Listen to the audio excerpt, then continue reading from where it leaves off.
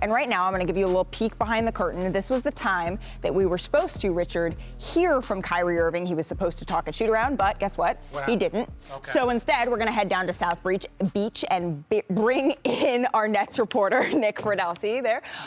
Nick, what more can you tell us about Kyrie not speaking to reporters today?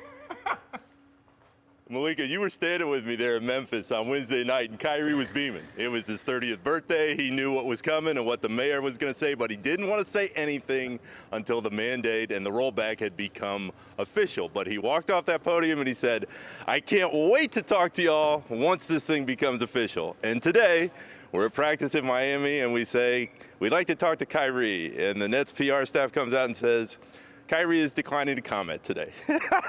So you never know what's going to happen in this Nets season, and it seems to be par for the course. But this is a very happy and confident group, knowing that this thing now is behind them. Well, in that video that our viewers are seeing right now, that's Kyrie Irving at practice today. I know Steve Nash told me that he's not going to let himself get excited until the ball actually tips up in Barclays Center and Kyrie Irving is standing on the court. But Nick, Kevin Durant, he did speak about the mandate and was asked if there was any frustration that it took so long to happen and if baseball's opening day played a part in that change. Well, there's no crying over spilled milk. It is what it is, But I'm not naive to the fact that the Mets and the Yankees, I mean, they have a lot of power in our city. And, I'm sure once they all helped and had conversations with whoever they needed to talk to, was able to push it over the top. So sports is a huge factor in a lot of these major cities, and I'm glad we can get things done for everybody to move forward. All right, so Durant with an interesting take on the situation in New York. So how is the policy change reverberating with the Nets, Nick?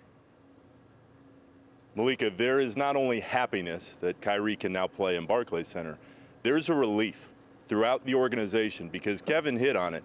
They were just so sick of talking about this. They were sick of being asked the questions, and Durant mentioned for the last month he kept getting his hopes up. He kept feeling like, all right, these reports are coming out. It's going to happen next week.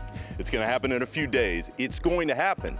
And then over the last few days, after they listened to the mayor's comments on Tuesday in City Hall, I think a lot of people in the organization went, is this thing going to happen? When is it going to happen? And now with baseball's push and the Yankees and Mets there, it got through. But for the Nets, they feel like finally they can just focus on basketball. And this is a team that legitimately believes if you find the rhythm with Kyrie and KD in these last couple weeks of the regular season and go into the playoffs, that they can go and win a title this year. Now, people will hear that and think, I don't know, given the fact they haven't had a chance to build that chemistry.